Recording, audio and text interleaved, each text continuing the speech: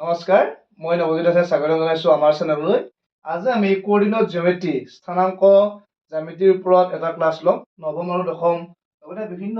পৰীক্ষাৰ পৰা আমাৰ লাভজনক হ'ব। আহকচোন বাৰু আমি আজি পাঠটো আৰম্ভ কৰিম। আজিৰ চেপ্টাৰ আমাৰ স্থানাংক জ্যামিতি, কোঅৰ্ডিনেট জিঅ'মেট্ৰি।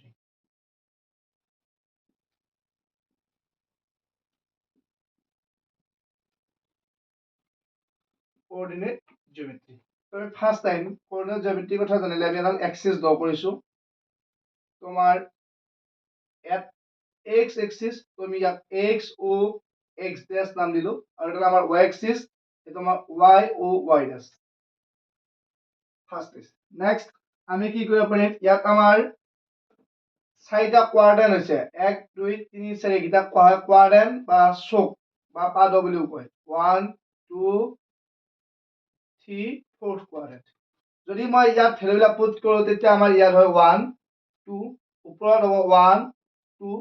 ড্যাশ থকা বিলাকৰ ফালে হলে মাইনাস আহিব -1 -2 নেক্সট ইয়াতো আমাৰ কি আহিব -1 -2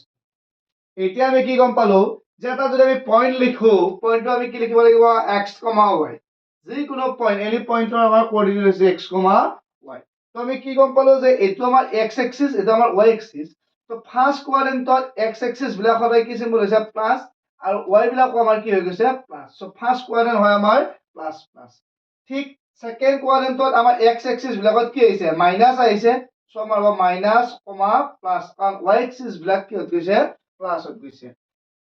নেক্সট আমাৰ থাৰ্ড কোয়াড্ৰেন্টত কি হৈছে x এক্সিস বিলাকৰ ভ্যালু মাইনাস হৈছে আৰু y এক্সিস বিলাকৰ ভ্যালু কি হৈছে মাইনাস সো এইটো কোয়াড্ৰেন্টত কি হ'ব তোমাৰ মাইনাস মাইনাস ফোর্থ কোয়াড্রেন্টত x এক্সিস বিলাক কি হৈছে প্লাস হৈ আহিছে y এক্সিস বিলাক কি হৈছে মাইনাস এইটো হ'ল আমাৰ ফোর্থ কোয়াড্রেন্ট এটা ফার্স্ট কোয়াড্রেন্টত পালো প্লাস প্লাস সেকেন্ড কোয়াড্রেন্টত মাইনাস প্লাস থার্ড কোয়াড্রেন্টত মাইনাস মাইনাস ফোর্থ কোয়াড্রেন্টত আমি কি পাইছো প্লাস মাইনাস পাইছো নেক্সট আমাৰ যদি এটা পয়েন্ট x এক্সিসত থাকে তেতিয়া আমাৰ পয়েন্টৰ কোঅৰ্ডিনেট হ'ব x, 0 x, 0 টো হৈছে আমাৰ x এক্সিসৰ কাৰণে আকৌ যদি আমাৰ y এক্সিস হয় y এক্সিস হলে কি হ'ব x টো 0 হৈ যাব দ্যাট মিন্স আমাৰ কি হ'ব 0, y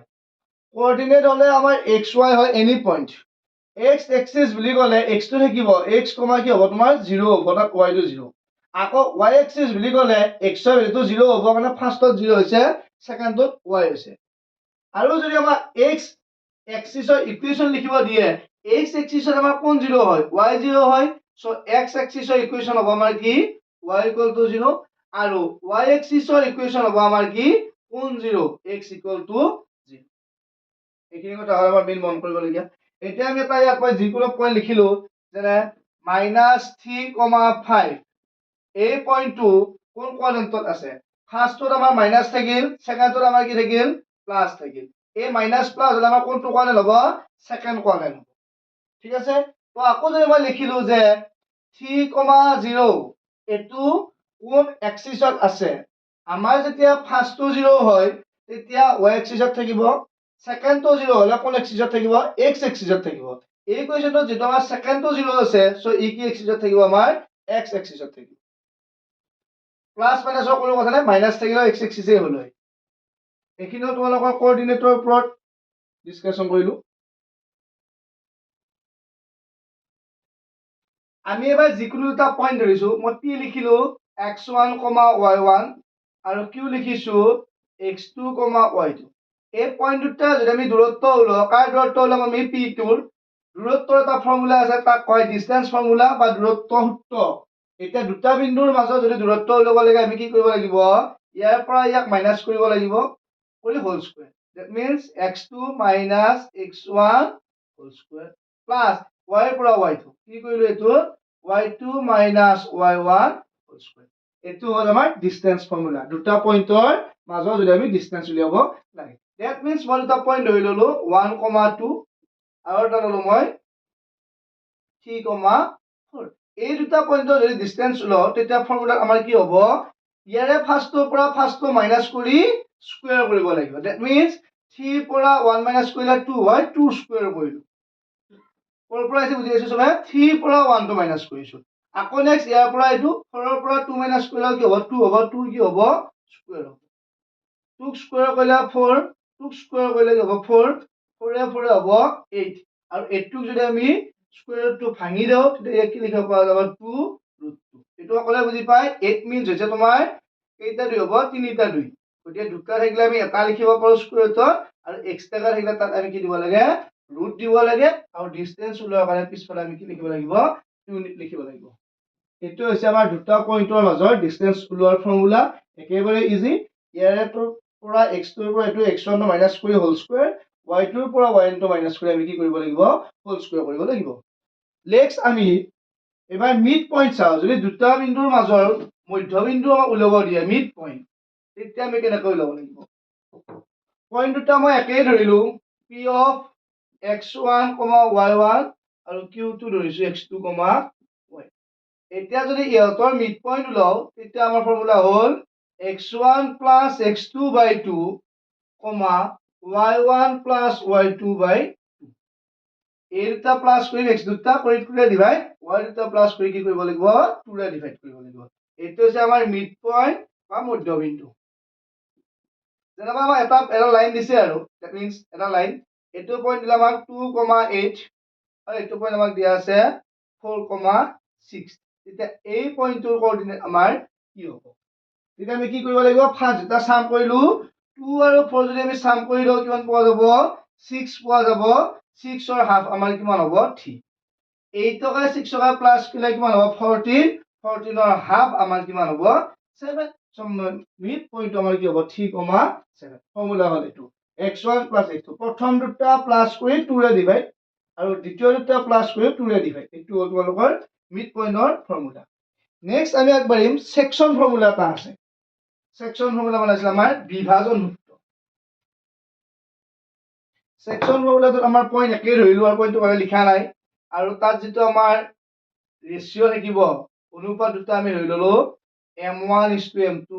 ৰেশিও ধৰিছো আৰু পইণ্ট দুটা একে আছিল x1 y1 আৰু আছিল আমাৰ x2 y2 এটা সেকশন ফৰ্মুলা বা বিভাজন ফৰ্মুলা মতে আমি ৰেশিওটো কি লিখিব পাৰিম তাত তলৰ হ'ব আমাৰ m1 plus m2 আৰু ওপৰত হ'ব m1x2 plus m2x1 divided by m1 আৰম্ভ y2 m1 y2 plus আকৌ এবাৰ m কি হ'ব 2 আৰু y কি হ'ব 1 ফাৰ্স্টত x ৰ যিখিনি সেকেন্ডত y কাৰণে তলত আহিব আমাৰ m1 plus m এটো হৈছে আমাৰ সেকশন ফৰ্মুলা এটা আমি যিকোনো ফৰ্মুলা কৰিব পাৰো যে এটা ভ্যালু যদি পুট কৰি লোৱা যায় যেনে ফাৰ্স্ট পইণ্টটো মই ইয়াত 2,3 ধৰিলো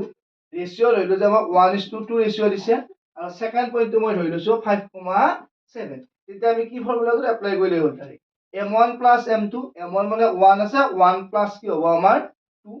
ওপৰত কৈছে m1 x2 m1 মানে আমাৰ 1 আৰু x2 মানে আমাৰ কিমান দিছিল 5 প্লাস m2 x1 m2 মানে আমি কিমান পাইছো ইয়াত 2 পাইছো আৰু x1 মানে আমি কিমান পাইছো 2 এ পোৱা গৈছে কমা তলত আকৌ 1 plus 2 ওপৰত কি হ'ব আমাৰ m1 y2 m1 মানে কিমান দিয়া আছে আমাক 1 দিয়া আছে আৰু y2 ৰ ভ্যালু কিমান দিয়া আছে আমাক 7 প্লাস m2 ৰ ভ্যালু কিমান দিছে 2 আৰু y1 ৰ ভ্যালু কিমান দিয়া আছে আমাক 3 তলত থাকিব 1 আৰু 2 3 হ'ব ওপৰত 5 ৰ লগত 1 প্লাস কৰিলে 5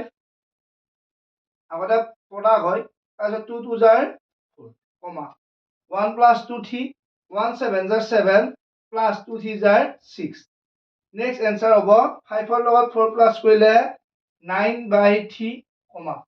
7 ৰ লগত 6 প্লাস কৰিলে 13/3 আৰু ইয়াক কেনসেল কৰিব পাৰি কি কৰিব যাব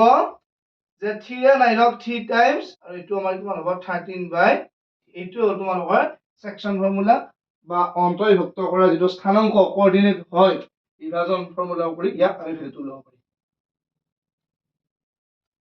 নেক্সট আমি এতিয়া ট্ৰায়াঙ্গুলাৰ এৰিয়া উলাব চাম ট্ৰায়াঙ্গুলাৰ এৰিয়াত কি হয় যে এটা ট্ৰায়াঙ্গুলাৰ তিনিটা কোঅৰ্ডিনেট থাকিব প্ৰথমটো ধৰি ললো মই ইয়াত x1 y1 দ্বিতীয়টো হ'ব x2 y2 আৰু তৃতীয় পইণ্টটো ধৰা হৈছে x3 y3 এই তিনিটা পইণ্টৰে যেটো ট্ৰায়াঙ্গল হয় এই ট্ৰায়াঙ্গলটোৰ আমি এৰিয়া উলাব চাম ঠিক আছে তো এৰিয়া উলালে অলৰেডি আমি ট্ৰায়াঙ্গুলাৰ এৰিয়া বিভিন্ন ফৰ্মুলা পাইছো ট্ৰায়াঙ্গুলাৰ এৰিয়া আমি গম পাও যে half into b into h ঠিক আছে নেক্সট আমি গম পাইছো ইকুইলেটাৰাল ট্ৰায়াঙ্গল সমবাহু ত্ৰিভুজৰ ক্ষেত্ৰত কি আছিল √3/4 ইনটু a স্কয়াৰ নেক্সট আমি ক্লাস 9 পাইছো হিৰন্স ফৰ্মুলা কি আছে root over s into s minus a s minus b s minus c where s is equal a plus b plus c by 2 এই ফৰ্মুলাৰ পৰা আমি কি কৰিছিলো ট্ৰায়াঙ্গুলাৰ এৰিয়া উলাইছো বাট গৈ আজি আকৌ এটা বেলেগ ফৰ্মুলালৈ আমি গলো এতিয়া আমি পইণ্ট তিনটা হাত কেনেকৈ ট্ৰায়াঙ্গুলাৰ এৰিয়াটো উলাম তো ইয়াৰ ফৰ্মুলাটো হ'ব আমাৰ হাফ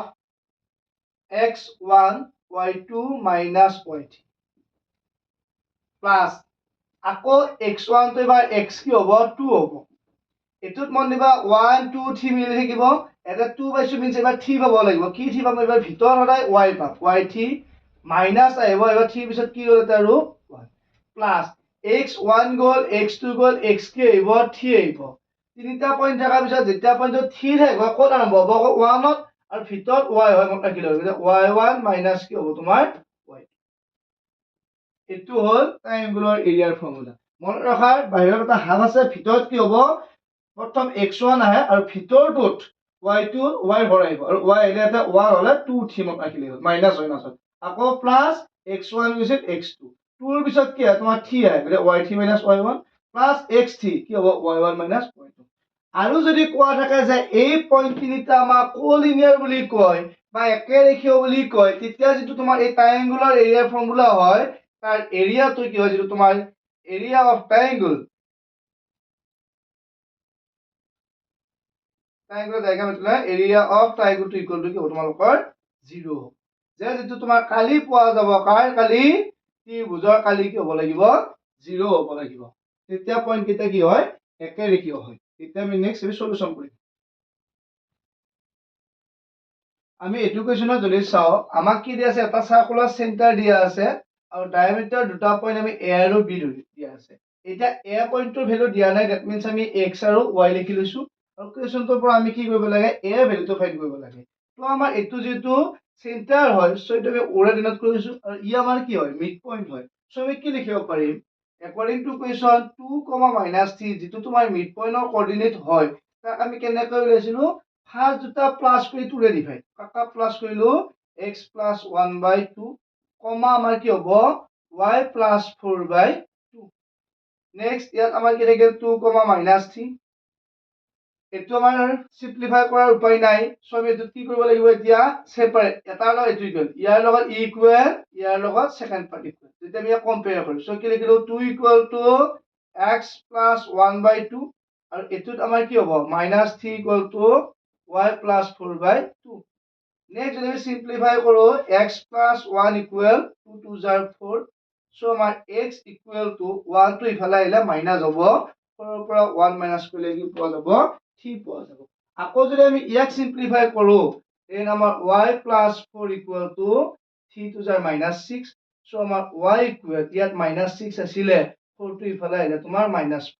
এটা কথা মন দিবা -7 প্লাস হয় +7 মাইনাস হয় যেতিয়া এটা ইকুৱেশ্যনত দুটাতে মাইনাস থাকে তেতিয়া আমি নাম্বাৰ দুটা প্লাস কৰিম বা দুটাতে প্লাস থাকিলে আমি প্লাসেই কৰিম যদি আমাৰ বেলেগ বেলেগ চিন থাকে তেতিয়া আমি প্লাস কৰিব লাগিব